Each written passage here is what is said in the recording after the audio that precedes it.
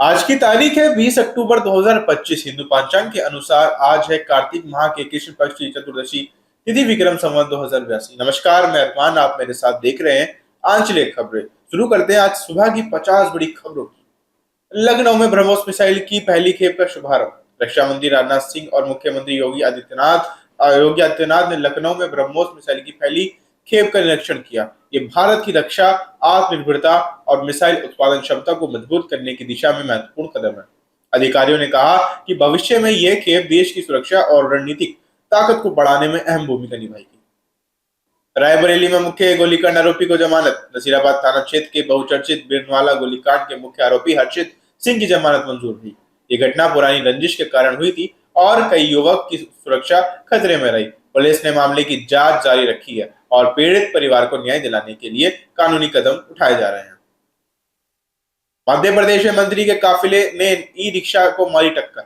मंत्री के काफिले की वजह से ई रिक्शा को टक्कर लगी, जिससे 7 लोग घायल हुए। बुजुर्ग व्यक्ति के दोनों पैर टूट गए और सभी घायलों को अस्पताल पहुंचाया गया। प्रशासन ने मामले की जांच शुरू की और सुरक्षा नियमों का पालन करने की अपील की।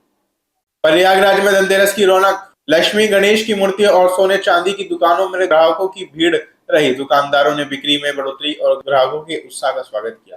पुलिस और नगर निगम ने सुरक्षा और भीड़ प्रबंधन पर कड़ी निगरानी रखी। बेंगलुरु में बिजनेस कॉरिडोर जाम से मुक्ति देगा। सरकार ने शहर में 117 किलोमीटर लंबे पेरिफेरल बिजनेस कॉरिडोर की योजना की घोषणा की। ये परियोजना ट्रैफिक जाम कम करने और व्यावसायिक गतिविधियों को तेज करने के लिए है। अधिकारियों का कहना है कि यह शहर की अर्थव्यवस्था को मजबूत करने और नागरिकों के समय की बचत में मदद करेगा। आईआरसीटीसी टिकट नियम बदलाव। अब रेलवे टिकट कैंसिलेशन और बदलाव की प्रक्रिया आसान हो गई है। यात्री पहले टिकट बनाकर योजना बदलने पर आसानी से टिकट कैंसिल या बदल सकते हैं। रेलवे ने डिजिटल प्लेटफॉर्म पर सुधार कर यात्रियों को सुरक्षित और सुविधाजनक यात्रा का अनुभव देने का प्रयास किया। दक्षिणी पोलैंड 27 साल बाद महिला को अपने ही घर में कैद पाया गया। पुलिस पड़ोसियों की सूचना पर महिला को गंभीर हालत में अस्पताल में भर्ती कराई। महिला को उसके माता पिता ने 15 साल की उम्र से बंदी बनाकर रखा था। माता पिता के खिलाफ कानूनी कार्रवाई शुरू की गई और महिला को सुरक्षा व स्वास्थ्य सुविधाएं उपलब्ध कराई गई। पटना में नवगठित कॉलेजों में छात्रों का विरोध। नवगठित कॉलेज में फीस वृद्धि और हॉस्टल सुविधाओं की कमी के खिलाफ छात्रों ने जोरदार प्रदर्शन किया। प्रशासन ने छात्रों से बातचीत कर सुधार का आश्वासन दिया।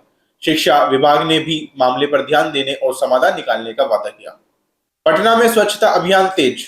नगर पालिका ने शहर के मुख्य मार्गों और नालियों की सफाई अभियान तेज कर दिए। नागरिकों को कचरा न फेंकने और सहयोग देने की अपील की गई।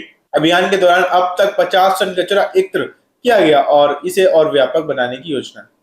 पटना में ट्रैफिक नियम उल्लंघन पर पुलिस की सख्त कार्रवाई। हेलमेट, सीट बेल्ट और ओवर स्पीडिंग के खिलाफ विशेष अभियान चलाया गया। चालकों और राहगीरों को यातायात नियमों का पालन करने के लिए जागरूक किया गया। अभियान के बाद शहर में सड़क सुरक्षा में सुधार देखा गया और उल्लंघनकर्ताओं पर जुर्माना लगाया गया। बिहार में ग्रामीण स्वास्थ्य शिविर आयोजित। 5 जिले में बड़े पैमाने पर स्वास्थ्य परीक्षण और मुफ्त दवाइयों का वितरण किया गया।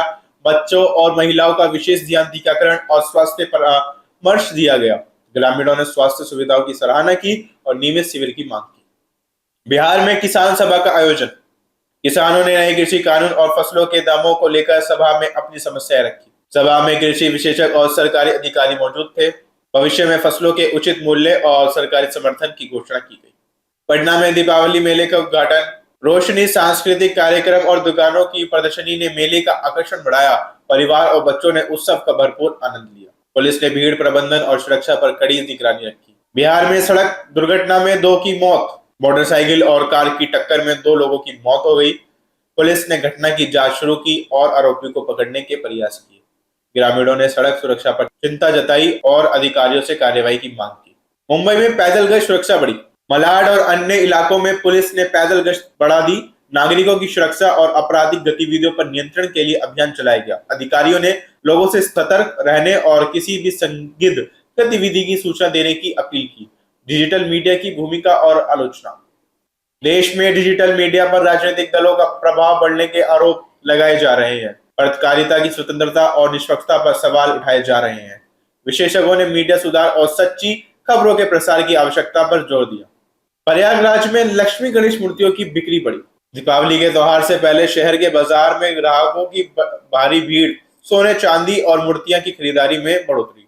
दुकानदारों ने बिक्री में उछाल और त्योहार की खुशहाली का स्वागत किया। कोच्चि में पर्यटन पर मंथन सम्मेलन में पर्यटन विकास, स्थानीय रोजगार और सांस्कृतिक संरक्षण पर विचार विमर्श हुआ। विशेषज्ञों ने पर्यावरण के साथ टिकाऊ पर्यटन मॉडल अपनाने का सुझाव दिया। राज्य सरकार ने पर्यटन को बढ़ावा देने और नई योजना लाने का आश्वासन दिया। जयपुर में स्थानीय उत्सव का आयोजन, शहर में पारंपरिक कला, नृत्य और संगीत कार्यक्रमों का आयोजन किया गया। नागरिकों और पर्यटकों ने उत्सव का आनंद लिया और स्थानीय संस्कृति को सराहा। प्रशासन ने सुरक्षा और भीड़ प्रबंधन पर विशेष ध्यान दिया। फिलहाल इस बुलेटिन में बस इतना ही। इसी तरह की खबर देखने के लिए हमारे साथ जुड़े रहें और देखते रहिए आंचलिक खबरें, अपनी खबर आप तक।